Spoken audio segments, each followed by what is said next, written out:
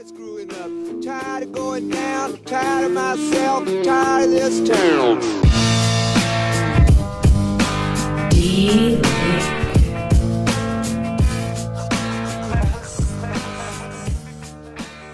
Eminent Waste of Time, episode 44. I'm Doug. And I'm Chad.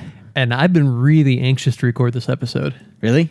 There's just been a lot of stuff. Oh, okay. I thought like maybe 44 meant something special to you. I was trying to figure out why you were anxious. No. Nope. Now I'm wondering, does it? Is there something I'm missing? Not that I know of. Or maybe you had some horrible surprise you were going to spring on me. I didn't know what you said that, and I'm like instantly thinking, what's he got planned?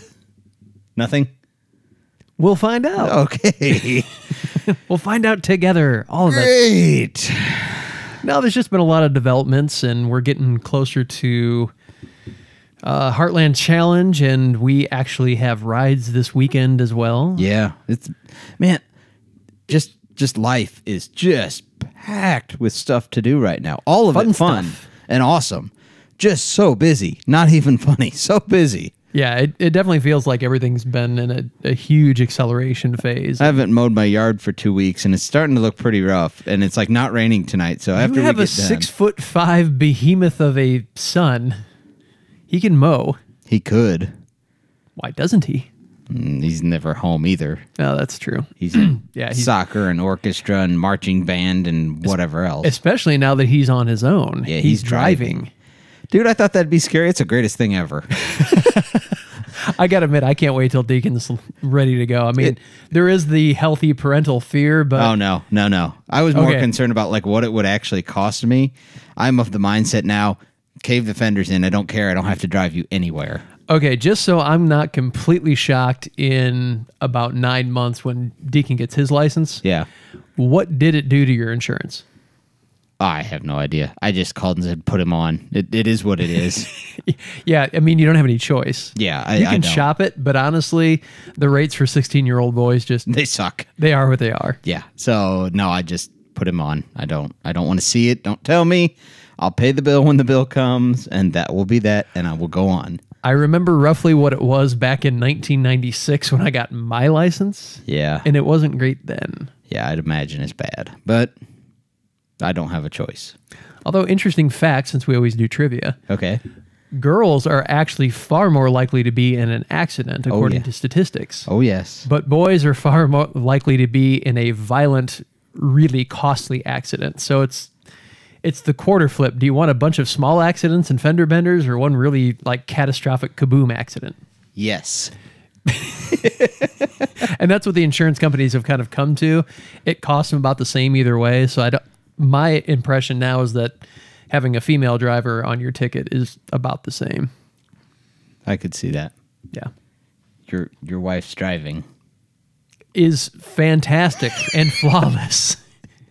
And I love you, honey. Ignore those mirrors ripped off and the backing into things. I was really super patient about the first like 3 or 4 things she hit. I think at one point, it was the one where she backed the Lincoln LS up alongside the trash can and ripped the mirror off. And I think I said out of frustration, do you actually look when you're backing up, or do you just use the force? Or something along those lines. Because I'm like, you ripped a mirror off. I mean, the mirror had the trash can in the mirror. Well, in her defense, my dad kind of did the same thing.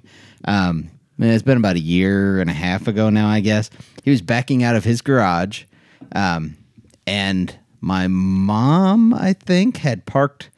The parking arrangement had changed that evening for some reason. I got you. And she had parked behind his car. Now, like, I'm talking 5 car lengths behind. He could get out and, S around the car without a problem that she had parked. He's backing up. He said, it's got a backup camera and sensors and everything else. He said, I saw it. The little buzzers were screaming. Everything else, I just kept going. Backed right into it. He said, I don't know why I did. I saw the fort coming, but I couldn't stop. That was my sister.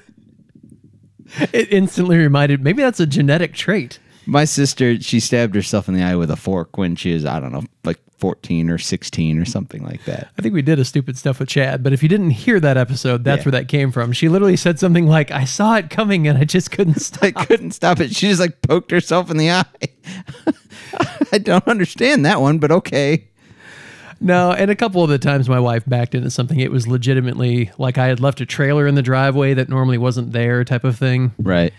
And honestly, if that's her worst character flaw, which it basically is, I'm doing really, really well. Yep. She's not out, driving us into credit card debt or, running off with other guys. If she backs into a few things during her driving career, I can deal with that. Have you seen the video that kind of went viral about a month from previous to when we're recording this? This lady gets out of her car to like run back into her house, and it's got on the security cam footage or a doorbell camera. She didn't put the car in park, and it drives right through the garage door. And she starts screaming like something like, honey. And she goes, I drove into the garage door. He's like, not again. Apparently it happened more than once. So car in park. Yeah, whatever. My favorite ones are the security cameras over parking lots where you see somebody like they try and get into a spot and they can't, so they back up and they angle a little bit and then they still can't get in. And then the next thing you know, they like forget which one's the brake pedal and they just mash it. Mash the car and go over the curb, and then they just kind of get out and walk away like nothing had happened. It's fine. It's parked. We got off topic quickly. Well, again, Eminent Waste of Time, episode 44. We've done it. You're wasting time. I guess we should get into some stuff because we do have a lot. We have a lot on the list. First and foremost, last episode, we talked about the possibility that GNCC was going to not be doing UTV racing next year. Yes, we talked about that, and we just basically said there were rumors floating about and kind of grumblings of, it may not be there in the next year or so. And? Well, we have a source that is close to GNCC that will remain nameless because GNCC has not made an official announcement. But this is a reliable source, and they have confirmed that GNCC will indeed not be doing UTV racing next year. And that comes from the main source of that news is there are contracts with landowners and other advertisers and sponsors. There's a lot of paperwork that makes a race series happen. Yeah. That stuff would have already had to been done months ago. Has not happened. They're not doing it. And they're not doing it. There's no, and there's no indication that, there's just an issue and it's going to be late this year. No, they're just not doing it. Yeah. And there are a couple other things as well. So I won't give you 100%, but it's 99.9% certain that they are not doing UTV racing next year. So that is sad to me. That is very sad to me. It is, because that was a really quick rise and then fall. Well, like we said, UTVs in the woods are it's hard to accommodate. It was natural to want to put them in with other cross-country machines. Right. Because you already had tracks, you already had a crowd, and people like to drive them off-road. But we talked last podcast, I basically alluded to they're more like a pro light truck than they are a quad or a dirt bike. They're a different beast. And I think they lend themselves to that short course style of racing or maybe more motocross style of racing than they do trying to bust through the woods. Yeah, no, I fully get it. And I understand why they're doing it if that's the reasoning. We'll find out more as time goes on. But it's just sad. That really makes me want to hit the Ironman at the end of the year to see the last. We have to. Yeah, to see the last UTV race for GNCC and the Ironman. They're not going to allow us in the woods, but we'll find an interesting way to put together a questionable video and waste some of your time watching it. Yeah. So I want to catch that. I really do think, I know some other series are opening up, and I think other series will just flourish because of it. I don't think they'll all go away. I do think a lot of guys will just make the natural progression over to short course style stuff. That seems to be picking up steam anyway, so I don't see why it wouldn't continue to pick up steam and pick up the other racers that drop off. Well, and you're starting to see other styles of racing too, not necessarily dedicated short course, but kind of like your hare scramble type of race at county fairs. Yeah. You're starting to see between, like take a Monster Jam or something like that with the monster trucks, they have the intermissions. Yeah. You're starting to see UTV races on that kind of circuit as well in between, just to draw extra attention.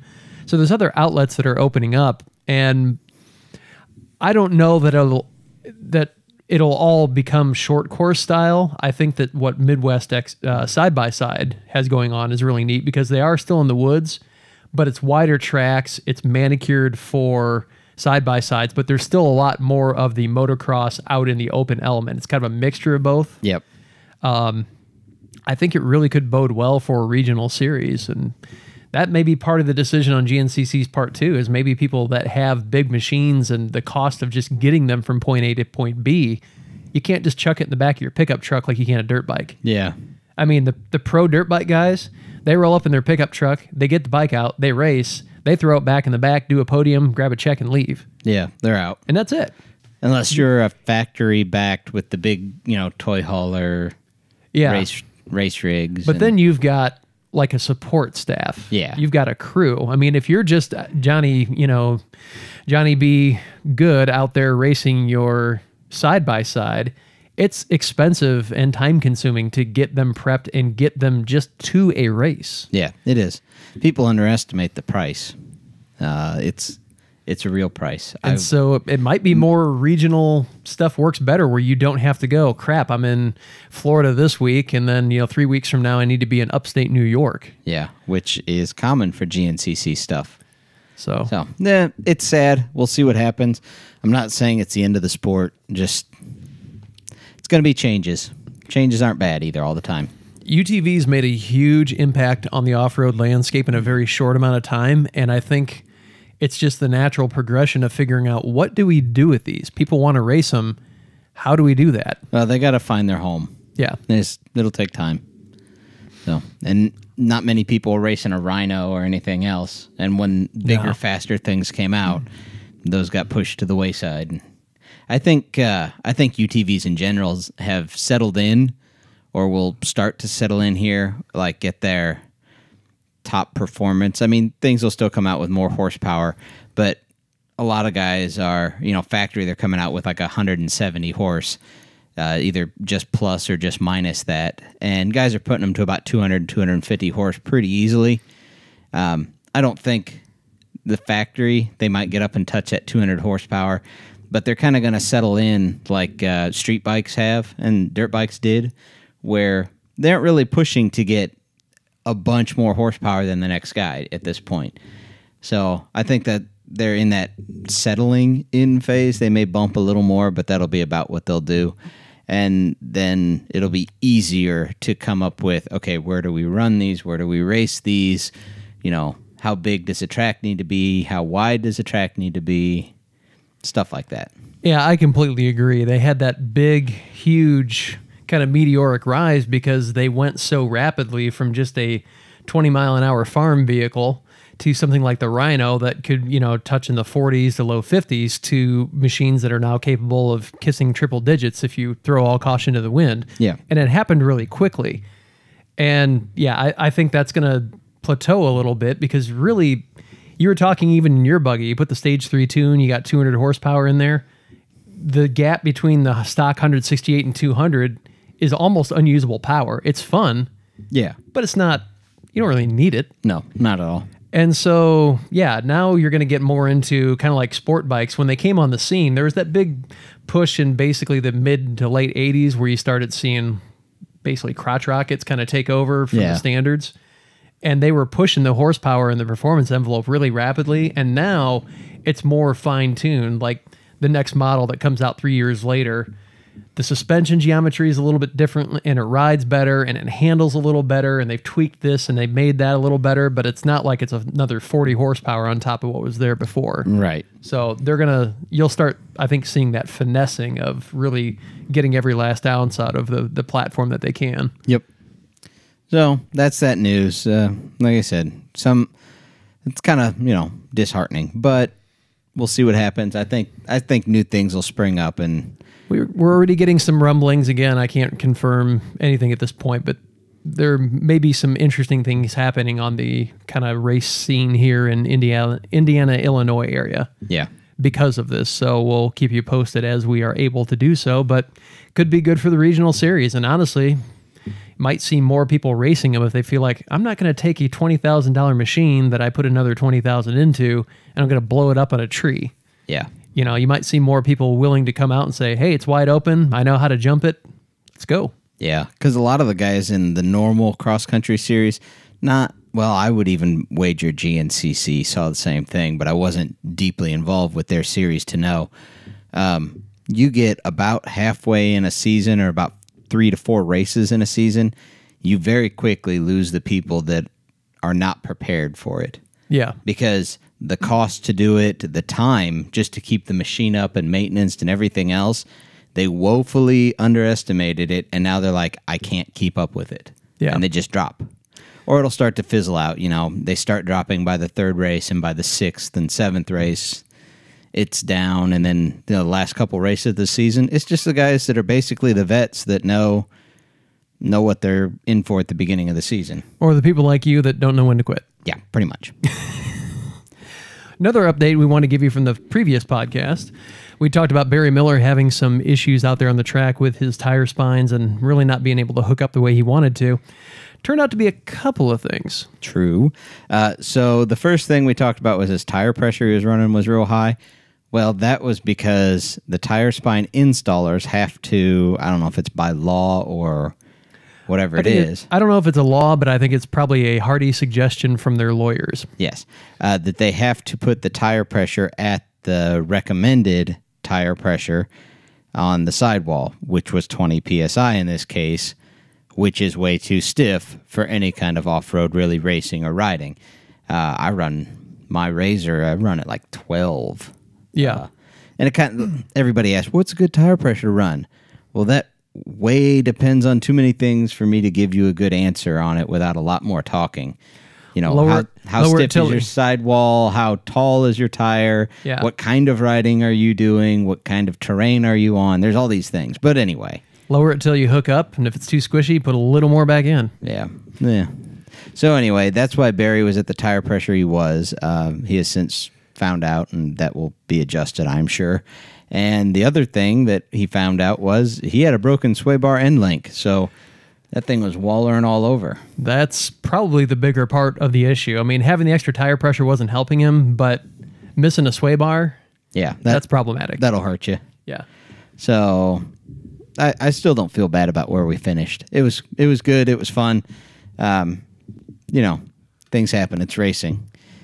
He doesn't have a dedicated pit crew to go in there and just go over the buggy every time he, takes it for a drive. So no, it's just him maintaining it and checking everything. And he could have started that race with the sway bar link intact and just one odd bump and just at the right angle, and there's a hairline crack he didn't notice and it popped. Yep. I mean, it could have been perfectly fine from a visual inspection, and probably was actually. Yeah, I would suspect that's the case. So there's your tech tip of the day on tire spines.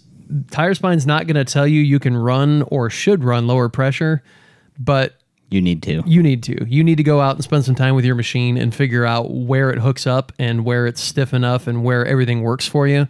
Don't just, if they put them on there, don't run them at that PSI. You need to find what works for you. But I understand them wanting to cover their butts. Yep. If something happened and, well, you didn't inflate the tire enough. Yeah. Not that everybody's Sue happy anymore or anything. I've seen guys with tire spines literally take the valve core out, drain all the air, put the valve core back in, and that's where they run them. Really? Yep. They run them at 0. Sheesh. Well, it doesn't, at speed, it doesn't run at 0 because the tires heat up and it puts a couple PSI in them. Yeah, I was going to say you're maybe 2 or 3, but... Yep. That's where they run them, though. Because the tire spine holds the sidewall from rolling over as much. Right. And the low tire pressure lets it get a big fat footprint on the ground. Yeah, I mean, I can see that. I get why they do it. I don't know how it would feel. I've never ridden one with tire spines running at 0. So, I don't know. We'll see. You have any intention of... Well, you're not really going to race yours, but have you thought about tire spines or anything like that? No, I'm historically not super hard on tires. Well, I take that back. I'm hard on the tread of tires. You do like burning them off, but the tire spines are not going to help you there. I tend to pick my lines really well. That's one thing I've always done when riding off-road especially. I know where to place my tires. Now, sometimes it's unavoidable, and I have blown a tire, but I just tend to pick lines and place my tires in spots that I know that they'll be okay. So I haven't really had a problem. Now, if I was racing, yeah, I'd probably want to do that because with 200 horse and you're racing, you're not always going to get to place your tires where you want. No. It's just how it is. Especially if somebody's knocking on your back door and giving you a little love tap. Yep. You're just moving. That's all you can do. So I'm not planning on them now. I would like to put bead locks on it, but I really don't want it any wider than it is either. So, and it's, I guess, who was it? HD, the company who makes the HD wheels, they just came out with bead locks that are factory offset, which they're the first company to do that. Everybody else, it widens them by a few inches. So yeah, I'd seen that. So that's actually a neat product and one I'm surprised hasn't happened until now. But yeah, I was too. But so I may go that direction. We will see. Also in the UTV world, look at us. We're doing lots of UTV news. Yeah. I was listening to a few of our older podcasts. I'd just like to go through the catalog occasionally and remind myself of what we can do better and then promptly forget all that. Do it again. Do it again anyways. And I was amazed that some of them really had almost no UTV content, but we danced around a few issues, but this one's like an extravaganza. UTV extravaganza. So Polaris released their 2019 lineup, and it's nothing super exciting. Yeah. I wasn't expecting much. I hadn't really heard of anything amazing. And you got what you expected. Yeah. I'm not saying any of it's bad. So no. This has been, they released it a week prior to us recording this. So it will have been out for about 2 weeks by the time this episode airs. Basically what they did was the XP Turbo, the normal one, not the S, got the same looking front fascia as the Turbo S got, with what they're calling the Fang look, is what all the people are calling it anyway, but they don't light up. They came out with a trail model that's a 4-seater, so it's 60 inches wide, 4-seater, which they didn't previously have. Other than that, same old, same old. Yeah, not a whole lot of change here. Yeah, and it's nothing that's bad. They're selling the heck out of them. I mean, I think a lot of people expected a Turbo S 4-seater. That's getting to be a bus. I mean, it's already, a 4-seater is already long. Right. Any of them are long. And then you put a 72-inch wide machine along with being a long 4-seater. That's a lot to fit through any woods. Now, I know not everybody rides in the woods, but that's just getting big. It's getting big, and honestly, the price tag gets to the point where if you're that big and the price tag's that high, why wouldn't you just go get a Jeep or something along those lines? Yeah. You're just getting into that territory where it almost stops making sense for what they are. Yeah, I mean, if you got a fully loaded one with dynamics and the Turbo S, you would be $30,000 if they did a 4-seat version. It's a chunk of change. Yeah. That's no accessories, just the base machine. Yeah. So, Anyway, Polaris didn't really release anything that was earth-shattering. They revamped it. There's some new colors, too. They dropped the Ghost Gray, which is what mine is, which is actually what I would call orange, but they call it Ghost Gray because the other color other than the orange is gray. The base underneath is gray. Yeah. And then I believe they did away with the blue also. Oh, really? I think it's called Velocity Blue. And they went with the white one and something else. I don't know. They change the colors. That's nothing. You know, somebody was posting a question on Facebook group said, "Are you going to go out and get the new one?" It's like, why do I care what the front end looks like? Yeah. I mean, it's the exact same drivetrain. It's the exact same everything. There's nothing different. Yeah. I mean, if you like your current ride, there's no reason. Now, if you've got an 800 and you want to go buy 1,000, sure. Yep, go for it. I don't have anything against it either. I don't dislike the look of the front ends of the new one. I mean, they changed the back end too. They changed the lights, but it's just cosmetics. But I don't dislike them. It's just not anything that I feel the need to run out and get either. No, I'm with you. So that's enough about that, I suppose. I mean, we said it was nothing exciting, so I don't think we should stretch nothing into something. We literally make a living out of doing that in this podcast. I don't know what you're talking about. Wait. We're making a living? Why am I not being paid? Next news item. That's what happens when you let me handle finances. Crap. I'll split that half a quarter I've got with you. Yeah. I literally mean half. Nobody gave us a whole. They gave us half a quarter. We should hang that up behind us, our pay. It's there now. There you go. Yeah, if you haven't noticed. Hey, look. Got a flag. We've And had no one bought that for us. I bought that for us. So we're in the hole on this whole flags and T-shirts thing. Is that what you're telling me? Yeah, I don't care. We need better T-shirts and try again. That's what I just heard. Maybe. Steve bought the nacho one. He did. He bought the whiskey salsa. The misprint one, too. Yeah, he did.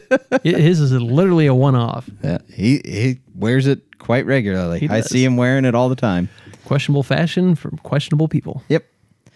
Speaking of Steve, this weekend. Yes, more UTV stuff. We're going racing. We are going racing. It's IXCR weekend this weekend, and the guy who was going to ride with Steve broke his collarbone. Not with Steve in the buggy, I'm assuming. No. So Can you imagine how bad that would hurt, having a harness tightened down over you and being thrown around? No, thank you. Normally I'd make some quip about him wussing out, but there's no way I'd do that either. No, that would be bad. So, yep, I'm riding with Steve. Hopefully everything holds together because this will be three races deep on his 6-race weekend Marathon push. Of pain. Yeah. Okay, so I got to ask you, is that going to change your co-driving style, knowing that, okay, yeah, you like to go fast, you like to win races, but you know what he's got coming up, and you are co-driving with him at Heartland, and Correct. This machine has to be survive. there. It 100% does for a couple of reasons. A, what you just mentioned, that buggy has to make Heartland, and it really needs to make next weekend, although he has a drop that he can take still for MWXC. Next weekend is MWXC, and then it's Heartland. Yeah. Just to clarify for everybody. But he has a drop he could take for MWXC, but I don't know what his plans are if he needs to take it later. So it needs to make next weekend at MWXC and the following weekend for Heartland. And IXCR, he has not run any other races in that series this year, so he is not even remotely in points. I really don't understand why he's running this race. I don't know. Other than he wants to. I mean, I get that, but there's zero upside to doing it. And the downside is potentially catastrophic. I don't know. And he's taking you. I mean... That's a questionable decision in and of itself. That's a whole nother questionable decision. Although we actually have kind of disproven the Chad breaks buggies by his mere presence thing. It's not just you. It's not just I've done me. a few myself. Yes, you have. It's us. It's racing. It is. We've It just talked about is. this before. The breakage rate on a UTV race is really high. I would say you're doing good if only 50% of them break. So he's got a 1 in 2 chance of blowing his buggy up. That's what I'm saying. Steve, I love you, man, but I think you're nuts. Nah, it is what it is. The race will already be over by the time this airs. We're going on. True story. Well, and I'm kind of in the same boat because I'm riding with Kevin Spangler. Yep. And You are in his- the exact same boat. Let's be And honest. his buggy has to survive because it has to go to Heartland Challenge where I'm co-driving with him. Right. So you are in the exact same scenario, except his doesn't have to make it to a race next weekend also. But I'm just picturing us like the flag drops, everyone runs off the line, and we're like, Me and Steve and you and Kevin Spangler just kind of puttering off the line. Just yep. We get to the first corner, and it's like old ladies at a 4-way stop. You can go. No, you can go. It's okay. You were here first. Not in any hurry. Go on. It's fine. The worst race ever. But I did have that funny picture in my head earlier today as I was thinking through this. Nobody wants to get in trouble this one. Yeah. I kind of do that at work. People will be like, oh, you went on this elevator and it's kind of crowded. I'm like, nah, not in a hurry to get back to my desk. Go on. Now, Spangler actually has been racing IXCR and has a little more dog in this fight. But even so, he, like Steve, tends to be a little bit more cautious driver. Yeah. So I don't think he's going to push and take any risks because I think, like Steve, Heartland Challenge is the bigger goal. Yeah, that's a big goal for both of them. So they'll be smart about it, I'm sure. I'm not overly concerned. Generally, I'm the one, go faster, brake later. I don't think there'll be that much of that this race. And the weather looks primo. The last forecast I saw was basically full sun and low 80s. Yeah, that'll be nice. Compared to the last one we went to, which was a mud fest. And I'm hoping for good weather because I'd like to get some pictures and do some video and, enjoy the race a little more because we were huddled in the trailer until it was time to run up to the start line. The last IXCR. Yeah, the last IXCR we ran. So I'm hoping this one I can, get out and about a little bit more. Yeah, and then it was basically, okay, we're standing in the rain. I mean, it wasn't any fun. It's also fun for me to go to a race series where I don't have to do anything. Yep, it's a different feeling, isn't it? It is. Hey, that's not my job today. It's kind of nice because you don't have to be there at 6 a.m. to start setting stuff up. You aren't there until 9 or 10 at night tearing stuff down. Yeah. It's like my wife asked me, I was asking her what she had planned for the weekend to make sure that schedules were clear and everything. And she said, well, when are you leaving for it? I said, I don't know, like noon, 1 o'clock, 2 o'clock in the afternoon. I don't know. She's like, why so late? I said, the race doesn't start until 5 and I don't have anything else I have to do. No, show up, pay your $15 to get in the gate and strap into the buggy and we're off. That's it. I do need to get my helmet around. I've got to put my intercom back in because he does have a rugged radio setup. He does, yes. And when I took it out, pardon me, I just had like a 14-year-old moment there.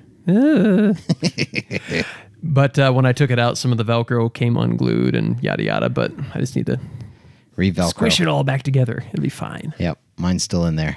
I was genuinely thinking about I need to invest in a new helmet after this race year because just because you're missing pieces, come on. Then my visor broke off. Now in the side by side, you don't really need it, but I was like, I don't pull my helmet gear out very often outside of like the shell of the helmet.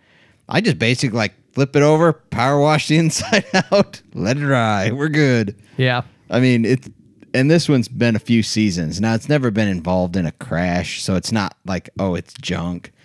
It's just showing its age. I think maybe at the end of this year, it's time to retire that one and get a new one.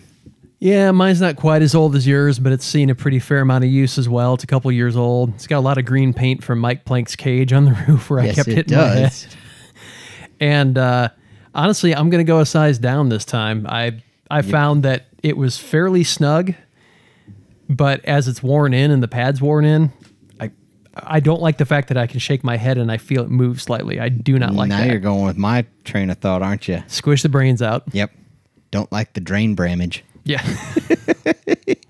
Well, it is frustrating when you're trying to look around and the helmet's moving slightly. I mean, I have no doubt it would protect me in a crash, but I want it tighter than it is, and knowing how it wore in, I think I'm going to go down a size. But I still need to go try them on. I don't like just, I had a large fly helmet. I'm going to go to a medium and assume it's fine. I may not even go with a fly. I may go with a totally different helmet because their medium fits me better than the other medium does. Yeah, and they're all shaped differently on the insides too. So. Yeah, so like shoes, I'm not just going to blindly order. I need to go somewhere and try a bunch on. I run a Bell. I really like that one. I will try on another Bell. I really liked it. I've had Icon helmets for street bikes that I liked in the past. I have not seen an Icon off-road helmet, though, that I can recall. No. But I did like how it fit. Do you still have your Master Chief motorcycle helmet? Yep. Still do. So he's got the Domain 2 frame? Yeah. And it kind of looks like Master Chief from Halo, and you even got it in the full, like, olive drab green. And it's called the Devil Dog because it's got the Marine Corps Devil Dog on the side. It's an awesome helmet. And you went with like the gold, tinted visor and the whole night. I mean, yeah, it is the Master Chief helmet. That was an expensive helmet in its day. Yeah. When that helmet came out, this has been, 10 years ago. I was going to say a decade. That helmet, just the helmet was like $600 or something ridiculous. But it's all carbon fiber. It's got spoilers and vents everywhere and interchangeable cheek pieces when that wasn't really a thing, and intercom systems still wired into it and everything else. Well, and you said it best. If you didn't have a helmet you liked, you weren't going to wear it. Oh, no. And I didn't. When I was on the street, when I didn't have a helmet that I liked, I did not wear one. Yeah. And so it's stupid. I'll admit it. you're better off to spend the money and get something you really, really like, because otherwise you will just chuck it to the side. If you're frustrated with it, it won't get worn. Yep. So, well, in Indiana, it's not a law, so we don't have to wear a helmet on the street. So, yeah, they really don't care if you beat your head against the pavement. yep. Although my least favorite Indiana law is that if you have a motorcycle license, you have to make a voluntary $25, well, it's involuntary because they make you do it, Yeah. $25 donation to like the Head and Spinal Foundation. And they call it a donation, Yeah. but you have to do it. It's not a donation. And it's not tax deductible. No. That's a tax. That's just what that is at that point. Yeah. Not thrilled about that. So, thanks, Indiana. Thanks, Indiana. Appreciate that. One other quick update we wanted to bring you. We've been talking for the past several weeks about Lauren Schaff. She's the racer from MWXC at Parker's Paradise Round 6 that had the just really, really gnarly injury. She's continuing to make progress. She's breathing on her own as of last weekend, no ventilator, and she's scheduled for back surgery. Actually, it was 2 days ago. Yep. She made it out of back surgery. Yes, she did. They said that they've got her off a couple of the really bad medications, and hopefully the day after today, when we're recording this, obviously, that they're going to keep kind of trying to get her off some of the rougher medications. Which would be awesome. So she's making progress, but she is like by no means out of the woods. I mean, she's going to live. She was sitting up. Oh, they were hoping to tonight anyway, and we don't know if this has happened yet because basically we cut all communications to start filming. But they were hoping to bring a wheelchair in, and it would be the first time she's sat since the accident. Which, it sounds like such a simple thing, but it would be a huge, huge deal. You know what else? While we're on this subject, we had a guy ask about it, and I know we just never put it on the list. But the guy who jumped the Razor at Brimstone and just balled it up, the Nitro Circus guy. I can't remember his first name, but his last name is Smage. But he goes by Smagical is what his like nickname is. Phil Smage is, I believe it is. Anyway, that guy. So I follow him on Instagram, and he is one of the few people, like each morning I get up and I actively look for his post to see how he's doing. Sorry, Doug's yelling at me to adjust my mic. Send mic stands. Ours are junk. Yeah. So I actively look for his posts on Instagram to see what he posts, because he's done daily updates on his condition every day. Except for like the first 2 or 3 days, there was just like one every couple days because he didn't really have anything good going on there. Yeah. As of right now, he is at a rehab center somewhere that Nitro Circus sent him to and got him hooked up with that is one of the top in the nation. And I think they work with a lot of veterans to rehab them.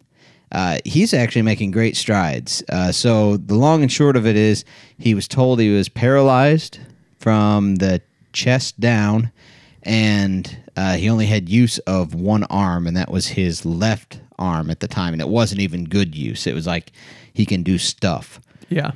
Now he can walk for short distances. He has to be in a wheelchair quite a bit. You know, he's just been sitting a lot and all that. He broke his collarbone and some ribs, and like he broke all kinds of stuff. But anyway, he's up and moving. He's doing the rehab. But he is looking 100 times better than he looked the first few weeks. He's making great strides. So, and just go check him out. If I knew his Instagram tag, I would let you guys know. But he's doing much better. Still a long road ahead of him too to get back to where he was. He just lost a lot of muscle, and he lost a lot of flexibility and everything else that he had. So, yeah, I mean, it's hard to describe the forces your body experiences in a rollover like that. And for him to make the recovery is not just a testament to the doctors he's had and everything else, but honestly, I just think the sheer force of will. Yeah. There's a lot of people who just would give up and say, well, this is my life now. And he's not that type of person. Nope, he's not. Your mental outlook has a really profound effect on your healing and your willingness to work, to go into physical therapy and say, I'm going to work till I'm screaming in pain and can't do this anymore. And then I'm going to go back the next day and do it because I know I will walk again if I put in the effort. Yep. And so it's, good for him. And like you said, you can follow him on Instagram. I don't have it either, but I've, seen the updates as well. Remarkable recovery. Yeah. So definitely, keep him in your thoughts and prayers. And again, Lauren Schaff as well, as she's still got a very long road to go. But man, the news coming out of that camp is awesome. And I'm really looking forward to when they're going to allow her to have visitors. I'm going to head out and stop it and say, hey. Yeah. So we're getting almost to the time where we need to stop for... so close. Yeah, we're so close. But we talked about Heartland Challenge and that it's coming up soon. And we have a few weeks coming up here. So I want to make it a mini-series, as it will be, of Heartland Challenge. It's coming up soon. What do you have to get ready? As what of do you right have to now? do? Yes. Everything. Everything. Do you have a list of things that you need to get ready? I have a list of sorts. I know I need to get a neck brace because I've got just the Simpson foam donut. Yeah. That is not going to be enough for a 4-hour race. I need a real, legit neck brace. I would like to, well, not like to. I'm going to get into a new helmet. Are you going to get one before? I think so, because mine, again, it's showing its age. And honestly, I think, again, in a 4-hour race, the deficiencies mine has of kind of starting to want to slide because the pads are worn in, that's going to be super annoying in that situation. I can fully see that. Especially if, Spangler wants to tap out and give me some wheel time so he can take a break and co-drive. I'm not going to be happy with that if that's the case. Yep. Because right now, it's actually getting loose enough to the point that my goggles, it wants to push my goggles. Yeah. That's maddeningly annoying. So I definitely need to do that. I've got a few other prep things on the list, but my list is relatively short because I'm not the one bringing a side-by-side or prepping it or doing anything like that. Yep.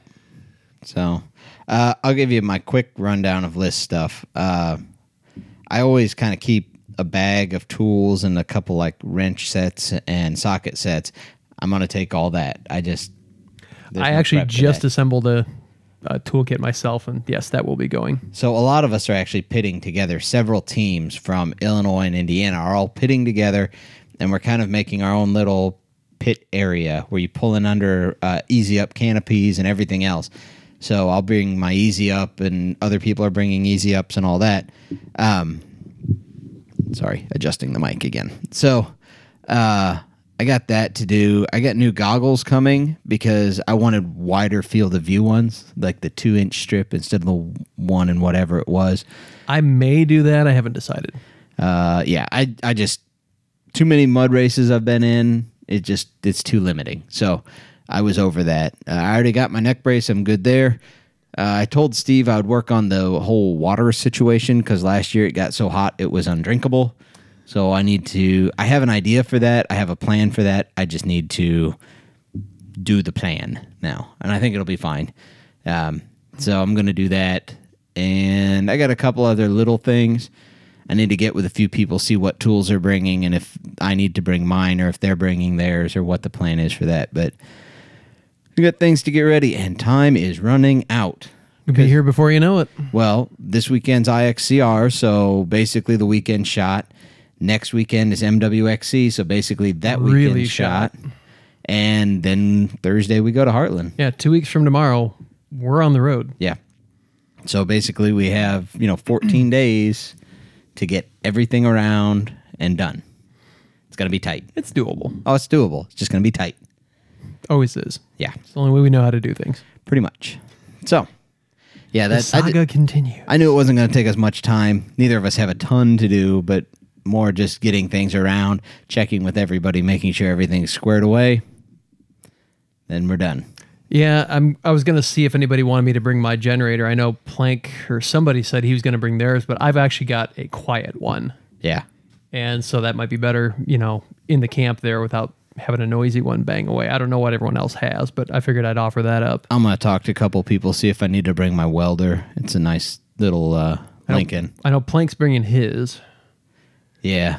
He said he's got one. I don't know what it is. He just said it works surprisingly well on 110 volts.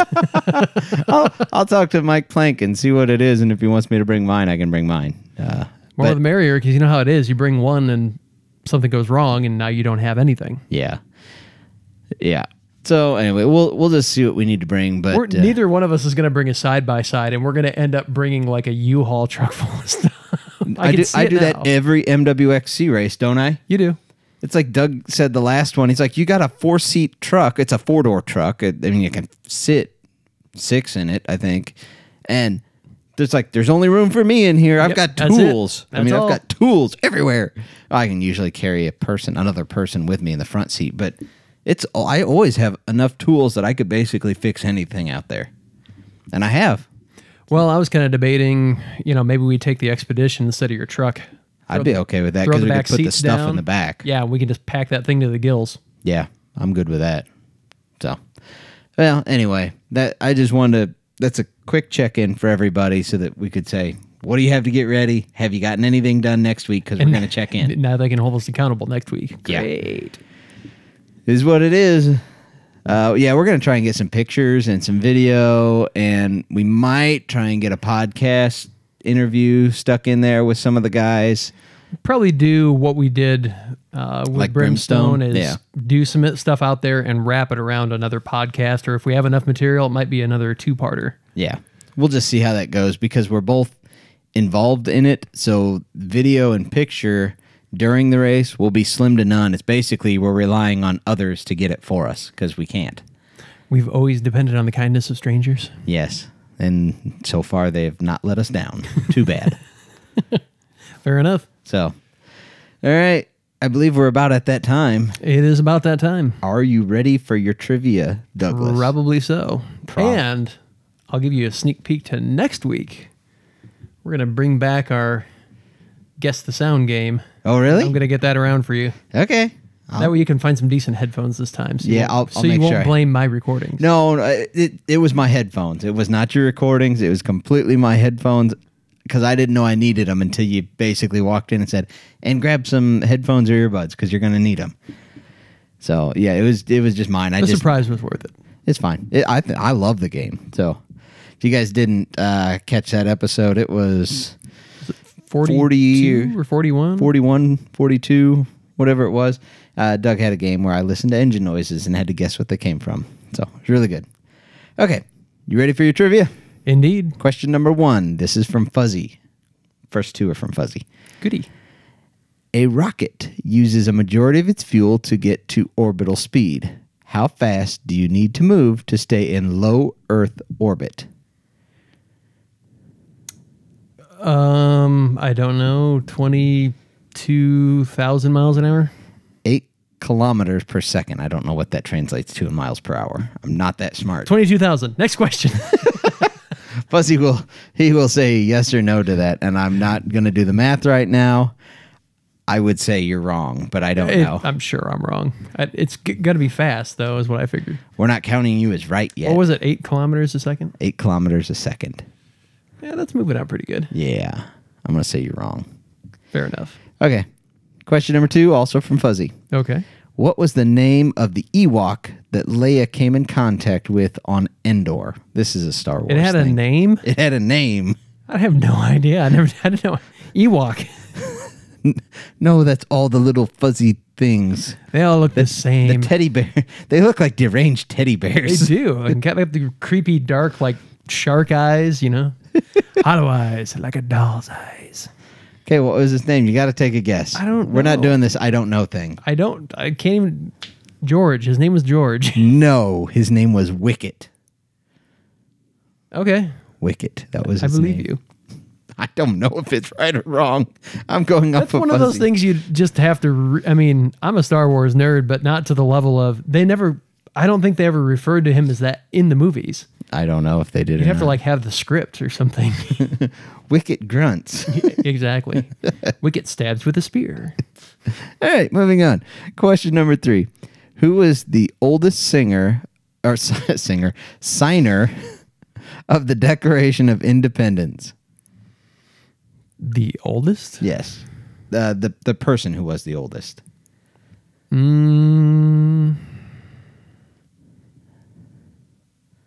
I don't know off the top of my head, so I'll say John Hancock, but... It was Benjamin Franklin. Was he the oldest at the time? Yes, he was. He was. You just told me. Yes. That's why it's even funnier that I said singer. Maybe he was a singer. You don't know. He was a multi-talented man.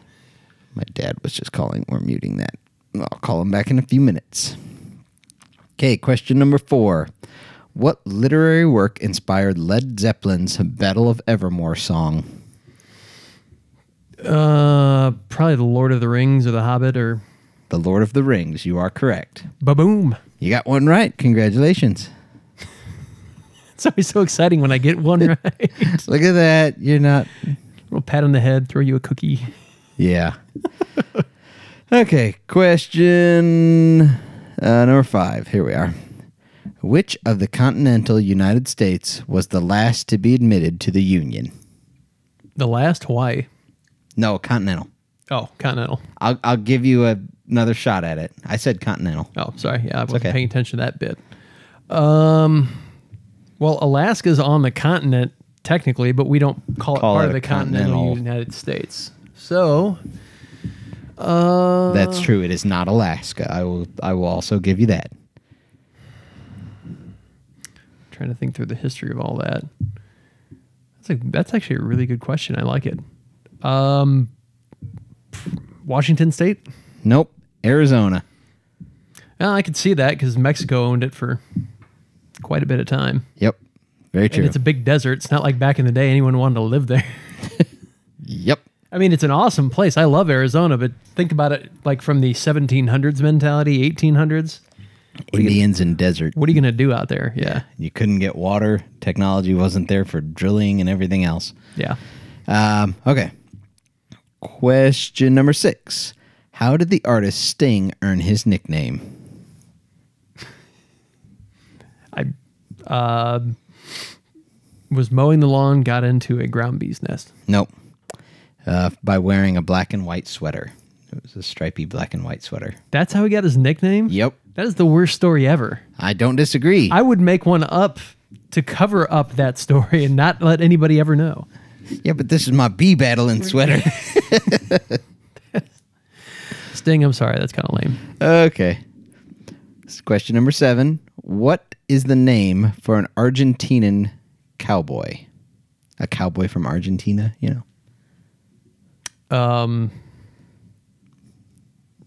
You know what's funny is I've heard this before. Oh, yeah. I knew this right away when I saw it, and I almost thought, yeah, I'll know this one. This is an easy one. No, I don't. A gaucho.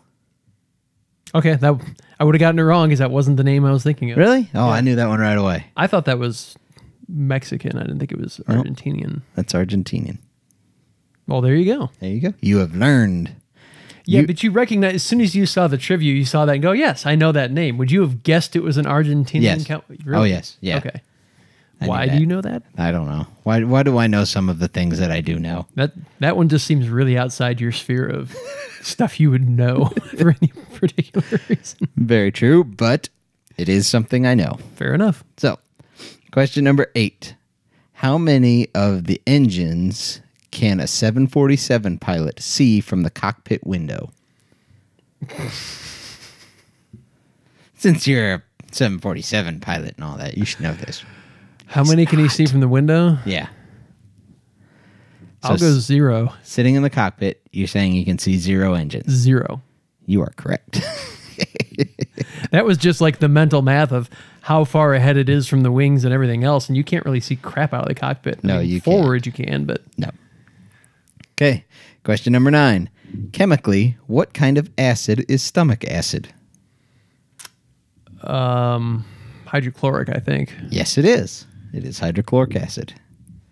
I was reading some stat one time and they're like, and it's powerful enough that it can burn a hole through carpet. I'm like, if you've ever seen somebody puke on the carpet and you didn't clean it up, you'd know that.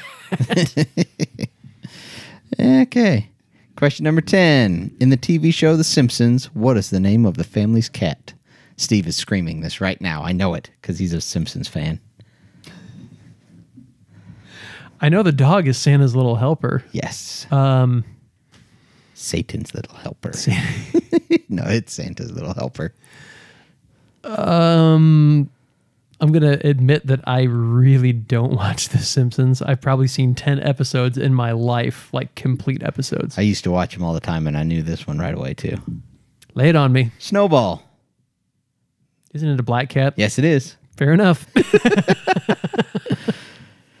So there you go. Do you know what they based Itchy and Scratchy on? It was Tom and Jerry. Yeah. Yeah. Which I just think is hilarious because kids these days are soft and they're soap opera-like cartoons. What was wrong with good old violent cartoons? Yep. True enough. So, yeah. You didn't do bad. What, you got 3 or 4 right? Something like that. Something like that. Not terrible. You found some broad-ranging questions in there. I'm impressed. Doug is impressed by my random questions. I don't know how you do this. You just go to a site and you're like, give me 10 questions. No, I probably read through 100 questions to find 10 good ones. Okay. Yeah. So is that for the audience's sake or mine? For yours. Oh. More so. I appreciate that. Because I could just find random questions. Horribly stupid ones. Yeah, that you would never know. And, because they're way, way too... Oh, now you're looking it up. You're converting... What? That can't be right. 8 kilometers a second. Oh, that's me. No, I missed the keyboard, missed the K. That was 8 meters a second. I'm like, there's no way you can do low Earth orbit at 17 miles an hour. I'm like, no. You could for a really short amount of time. So let's see what it was. We'll see if you got that one right. I was closer than you thought. 17,895 miles an hour. Well, basically, to stay in low Earth orbit, you're falling at the same rate that the Earth is round. So you're constantly falling. Yeah. Is all you're doing. Well, and that's what made me think 22,000 because that's roughly the circumference of the Earth. You don't have to be going quite that fast. You'll shoot off into spaces. But I wasn't as far off as you thought. And then you'll get space germs. Space germs. Speaking of space germs, this is totally unrelated. Okay. But I was curious. We've done some stupid stuff with Chad, and we've kind of abandoned that for a few episodes, and we need to get back. But you talked about your first Christmas with your in-laws. Yes. But what about the first Christmas with your wife? Yeah, because I guarantee you there's a story there. There is. My wife reminded me of it the other day. She has all kinds of stupid stuff with Chad's that I remember them when she tells me, but they are not in the forefront of my mind. So it's my whole theory of there's no use my wife and I both remembering the stupid stuff I've done, so I just forget about it. Yeah, let her do it. So I'll kind of make this. I'll do the specific first Christmas thing, and then I'll wrap myself out on top of that. So anyway, interesting. First Christmas, we, young couple, neither of us were making good money. It's typical story of, she was a teacher at a private school at that point, and I was still doing body work. So neither of us were making great money, but we had kind of, really decided to not get each other really anything. And in my mind, that included stocking stuff too. Oh, you went full nothing. Yeah, she said nothing. Dude, I'm still in bachelor mindset. You can't tell a 21-year-old, 22-year-old, whatever you were, get me nothing. Yeah, because I'm then expect anything else. Nothing it is. I aim to please. So Christmas morning, we all get up and I see she has gotten up in the middle of the night, filled our son's stocking and my stocking, and hers is hanging there dead empty. And I'm like, oh crap. You ruined Christmas. I did. So me and my infinite, MacGyver abilities, I'm sitting there thinking, okay, how do I make this better or not as bad? It's not going to make it better. I'll just make it not as bad as it is right now. So she got up at the same time I did, basically, and she walks out and she's sitting there on the couch and she's like, she notices nothing's in her stocking. I hadn't come up with a good plan at that point. So I literally walk over, and the thing that's holding her stocking, it was on like the side of a TV. This is kids back when there weren't flat screens. They were the big projection ones. Whoa. The thing that's literally holding on the TV is a dish of candy. I take the dish of candy off of the stocking, dump it in the stocking, put the stocking back down, and hold it down. She was so mad about that. She's like, you didn't even try. I said, you got candy in your stocking. What else do you want? No, you actually did try. If you hadn't, she would have just sat there and been like, too bad. You said nothing, but I tried. It was a weekend. Nothing's open on Christmas morning. No. So she was so mad about that I just There it is. You got candy. So now what I'm going to wrap myself out on for the rest of it is I am bad at Christmas. I don't enjoy Christmas anyway. I don't have fun around Christmas time. I don't like it. I don't enjoy shopping. There's too many people. It's too stupid. Whatever. So, like, pretty much every year, I'm bad at Christmas. Okay, good example. Not this last Christmas, the one before. So it's been about a year and a half ago. My wife and I were at some local store, and she said, we were talking, and, what do you want for Christmas? And she was the one to look at different coffee makers and stuff like that she wanted.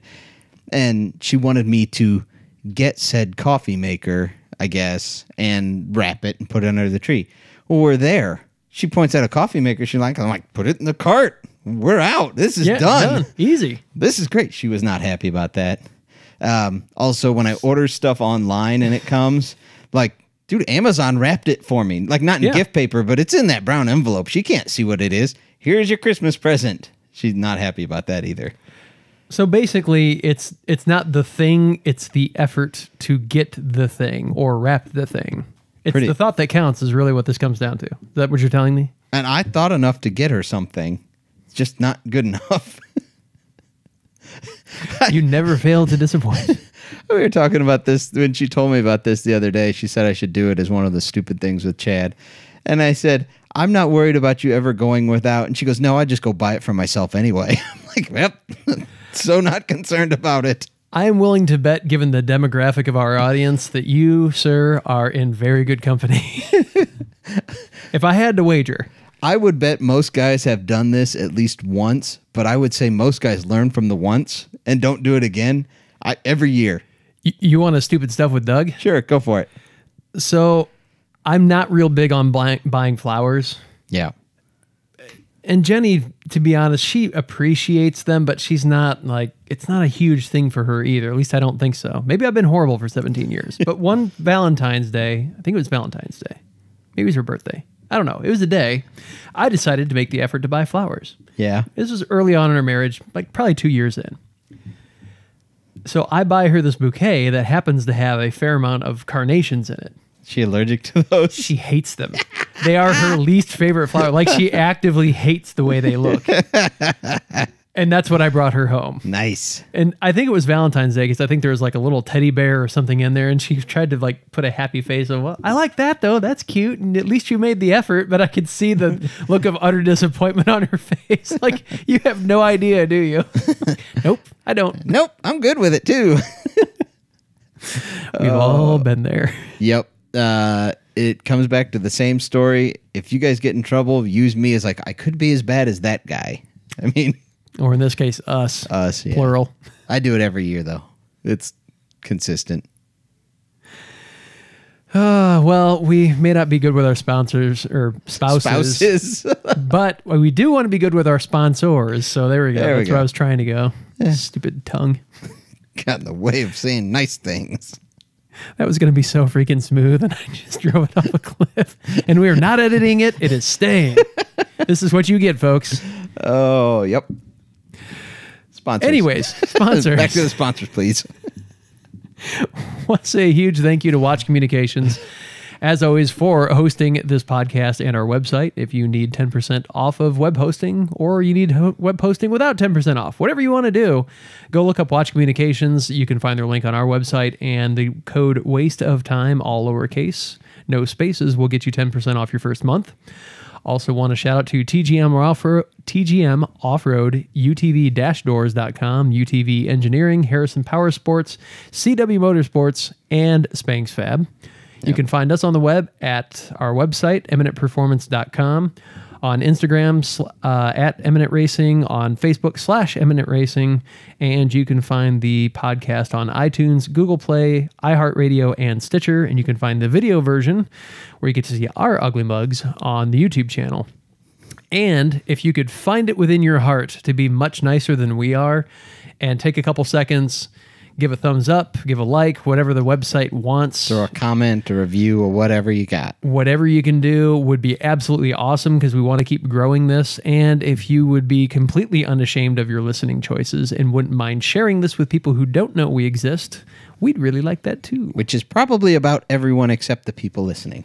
We're still growing, but we had some really good growth for about 3 or 4 months, and now it's kind of petering back off again. So we need you, our Waste of Time army. Yes. I was imagining that army. I will not dignify that with my mental picture description. Opposing armies that are paralyzed with laughter are totally easy to defeat. Anyway. So we got a lot of stuff coming up. We'll be back with you with all sorts of updates from IXCR this weekend and prep for Heartland Challenge and MWXC next weekend. It's going to be great, though. I'm excited. Lots coming down the line. All right, and no matter which holiday you ruined with your absolutely horrible, selfish, completely inexcusable crappiness. That's me. Thanks for riding along with us. Thanks, guys. Tired of going down, tired of myself, tired of this town.